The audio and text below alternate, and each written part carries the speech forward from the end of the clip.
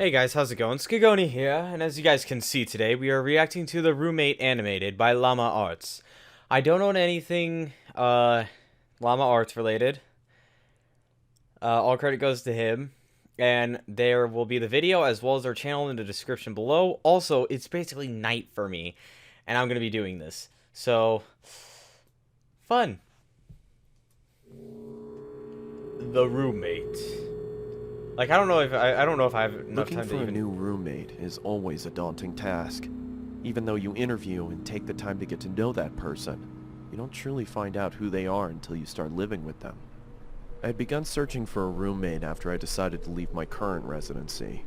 I was contacted a couple of hours after placing an ad on the Facebook Marketplace.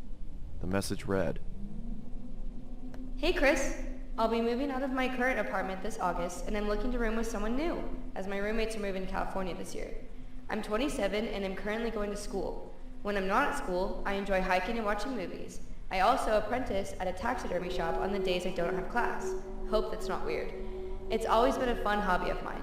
Anyway, I'm looking forward to hearing back from you. Have a great day, Lunaire.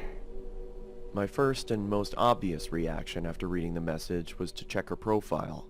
She was of medium height, had long, messy blonde hair and green eyes. In her profile picture, I saw her standing with a man and a woman shoulder to shoulder. They each adorned goofy grins and held up peace signs. Under the photo, the caption read, "Love my roommates." I smiled to myself and decided to send her a message back. The sun beat down on us as we hoisted various I don't know how I objects feel to the about second that. floor of our new apartment.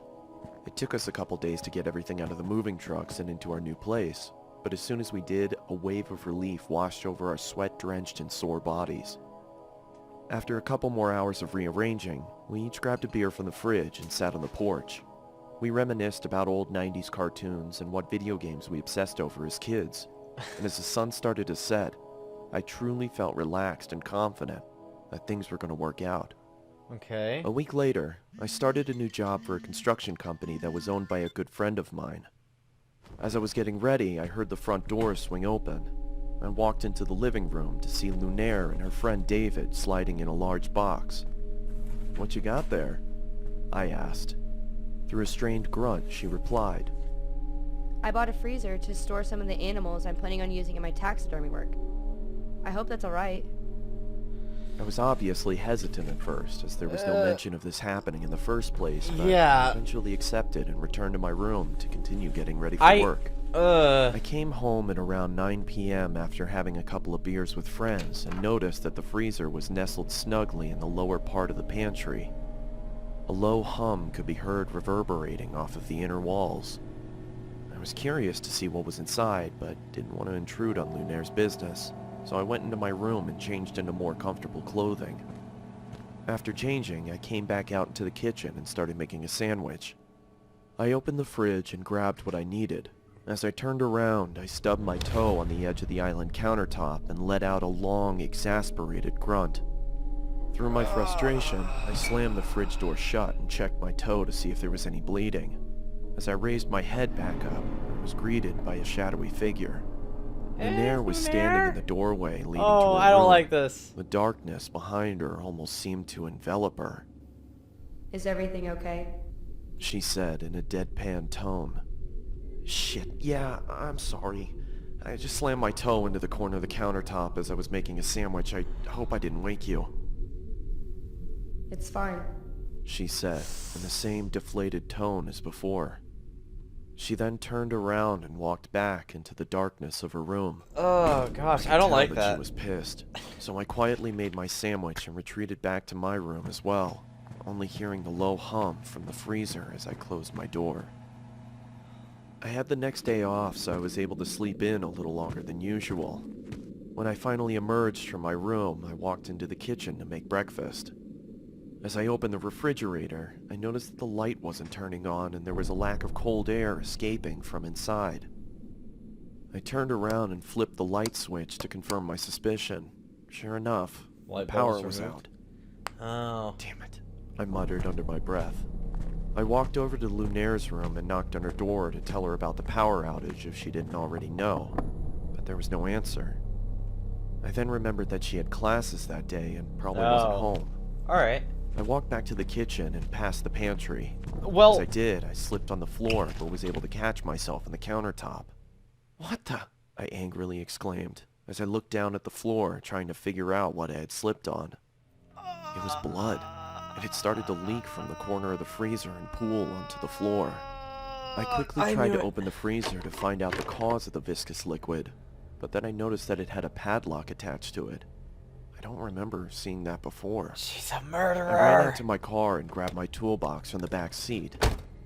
I approached the freezer and set my tools down on the nearby countertop. Bad idea. It's a bad idea. I then pulled out a small pair of bolt cutters and snapped through the metal of the padlock. It fell to the ground with a large thud. I creaked open the top of the freezer and was greeted with a putrid stench that permeated my nostrils. I quickly pinched my nose and walked away gagging in response. "I guess I should have realized that was gonna happen," I muttered to myself in between gags. It's a person. After gaining my composure, I grabbed some gloves from under the sink and started taking inventory.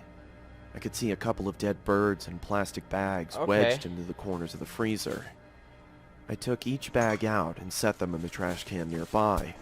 That's when I noticed that the blood was coming from the corner of the larger black bag. I don't know why, but I decided to open the top of the bag and peer inside. No. I was greeted by large, milky white eyes, a swollen black tongue surrounded by cracked and bloated lips, and the matted hair of a human head.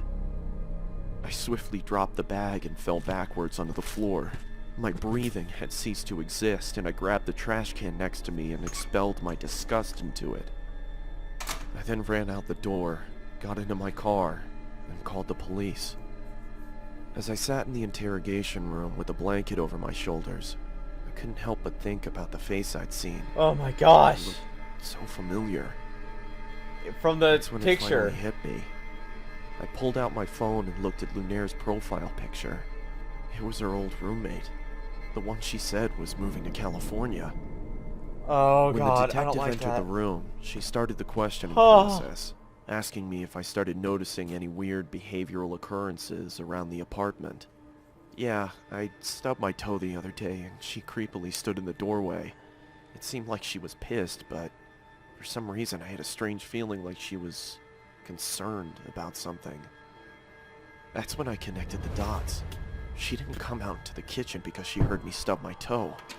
She came out into the kitchen because she thought I slammed the freezer instead of the fridge. A cold sweat started to form on my forehead as my surroundings became blurred. I could hear a low whine slowly starting to cover up the words of concern from the detective. As my vision started to clear, I could see another officer enter the room and whisper something into her ear as he handed her a piece of paper. "Do you have somewhere you could stay at?" she asked. "I mean, I was planning on staying with my parents. They live about 30 minutes outside of town." "Okay," she paused. "Listen, I don't want to worry you, but we found this picture inside of your apartment." She slid the piece of paper across the table. Is it of him like sleeping or something? Like someone kicked me in the chest. The head of Lunaire's other roommate sat in the chair. In the background, scrawled on the wall in blood, read, "Love my roommates. All of them." No. Oh, no. What happened? What happened to her? Wait, there's more. Does this ever happen to you? You find out about an awesome... Okay, well, that's something else. That's the sponsorship for them. Oh my god, that was... Oh. So if he had stayed, he would have most likely been... Oh gosh, it's so terrifying to think about. That's a terrifying thing to think about. Wow.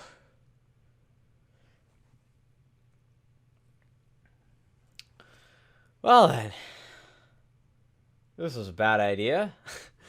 Thank you guys so much for coming out to watch the video. If you guys want, you can check out my Twitch. I stream from 10 a.m. Eastern Standard Time to around 3 p.m. Eastern Standard Time. Around the same time that the videos come out. That will be linked in the description below. You all have a phantasmical day or night, whichever it is for you guys, and I hope to see you guys in my next video.